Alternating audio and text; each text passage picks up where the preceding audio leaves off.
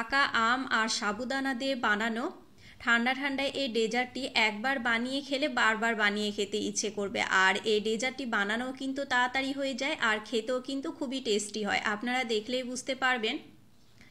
ডেজার্টটি বানানোর জন্য আমি এখানে দুটো পাকা আম নিয়ে নিয়েছি, আর আম দুটো কিন্তু খুব ভালো পাকা হতে হবে আর মিষ্টি হতে হবে, আর ছোবড়া ভাব যেন একদমই না থাকে। যদি ছোবড়া ভাব থাকে তাহলে কিন্তু এই ডেজার্টটি বানানো তেমন একটা খুব ভালো হবে না আর খেতেও ভালো লাগবে না। তো আমের খোসাটা খুব ভালো মতো ছিলে নিয়ে সাইডের অংশ করে খুব সুন্দর মতো করে কেটে নিয়ে এবার এটাকে ডুমো ডুমো করে কেটে নিতে হবে। আমের আঁটিটা ফেলে দেব। এবার এটাকে খুব সুন্দর মতো করে ছোট ছোট টুকরো করে কেটে নিতে হবে। আমি দেখুন ফার্স্টেই কিন্তু একটা আমকে এইরকম ছোট ছোট টুকরো করে কেটে নিয়েছি, আর একটা আমকে একটু লম্বা করে কেটে নেব। এই তো আমার সমস্ত আমটা কেটে নেওয়া হয়ে গিয়েছে, মানে এখানে আমি একটা আম নিয়ে নিয়েছি, আর একটা আমকে একটু বড় করে রেখেছি যেহেতু এটার পিউরি বানিয়ে নেব। এবার একটা মিক্সিং জার নিয়ে নিয়েছি, মিক্সিং জারের মধ্যে আর একটা যে আম আমি রেখেছিলাম সেই আমের পিউরিটা বানিয়ে নেব। এটা বানিয়ে আমি এক সাইডে রেখে দেবো। এইদিকে আমি একটা ফ্রাই প্যান নিয়ে নিয়েছি, ফ্রাই প্যানের মধ্যে আমি আমলের যে দুধটা হয় সেই দুধটা হাফ লিটার দিয়ে দেবো। আপনারা চাইলে যে কোনো দুধ দিতে পারেন, এমনি নর্মাল যে প্যাকেটের দুধ হয় সেটাও দিতে পারেন, কিংবা এমনি দুধও দিতে পারেন, কিংবা গুঁড়ো দুধের সঙ্গে মানে জলের সঙ্গে গুঁড়ো দুধ মিশিয়ে সেটাও ব্যবহার করতে পারেন।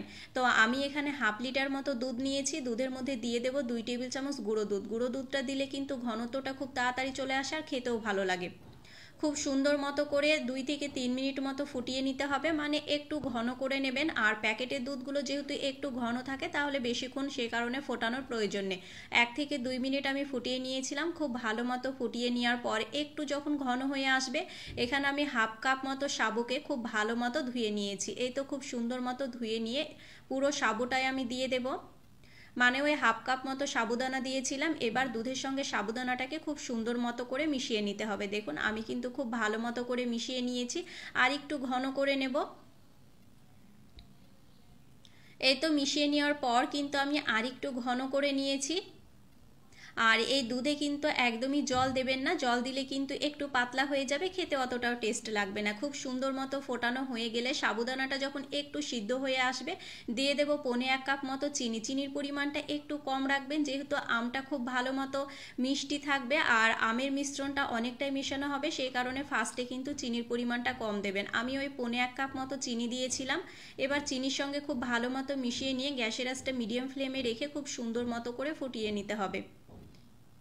এই তো গ্যাসের আঁচটা মিডিয়াম ফ্লেমে রেখে খুব সুন্দর মতো করে ফুটিয়ে নিয়ে অনেকটাই আমি কমিয়ে নিয়েছি। অনেকটাই যখন কমিয়ে আসবে মানে নামানোর আগে দিয়ে দেব কিছুটা কাজু বাদাম আর কিশমিশ। এটাকে দিয়ে খুব ভালো মতো মিশিয়ে নিতে হবে। এবার 1 থেকে 2 মিনিট আমি ফুটিয়ে নিয়েছিলাম। 1 থেকে 2 মিনিট ফোটানোর পর গ্যাসটা বন্ধ করে দেব। আমার কিন্তু মানে সাবুদানার পায়েসটা একদম রেডি হয়ে গিয়েছে। গ্যাসটা বন্ধ করে দেওয়ার 2 মিনিট পর আমের যে পিউরিটা আমি বানিয়ে রেখেছিলাম সেটাই দিয়ে দেব। একটা আমের যে আমি পিউরিটা বানিয়েছিলাম সেটা সবটাই দিয়ে দিতে হবে। আর আপনারা কিন্তু একটু পাতলা করে এটা নামাবেন যেহেতু এটার মধ্যে আমের মিশ্রণ মিশানো হবে। আর এটা ঠান্ডা করে যখন খাবেন, মানে ফ্রিজে রেখে যখন ঠান্ডা করে খাবেন, তখন কিন্তু অনেকটাই ঘন হয়ে আসবে। সে কারণে একটু পাতলা অবস্থায় কিন্তু আপনারা এই পায়েসটা নামিয়ে নেবেন। খুব সুন্দর মতো করে মিশিয়ে নেব। এই তো খুব ভালো মতো করে মেশানো হয়ে গেলে এটাকে একটা পাত্রে আমি কিন্তু ঢেলে নিচ্ছি। এখন যতটা আপনারা পাতলা দেখছেন এটা কিন্তু ততটাও থাকবে না।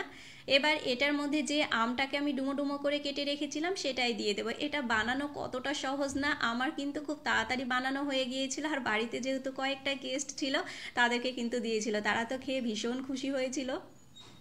এই তো আমটাকে কিন্তু খুব ভালো মতো মিশিয়ে নেওয়ার পর আমি কয়েক ঘন্টা ঠান্ডা করে নিয়েছিলাম, আর ফ্রিজ থেকে বের করে দেখুন কতটা পরিমাণে ঘন হয়ে গিয়েছে আর দেখতেই কতটা সুন্দর লাগছে। খেতেও কিন্তু ভীষণ টেস্টি হয়েছিল। আপনারা কিন্তু বাড়িতে একবার হলেও এটা বানিয়ে নিতে পারেন।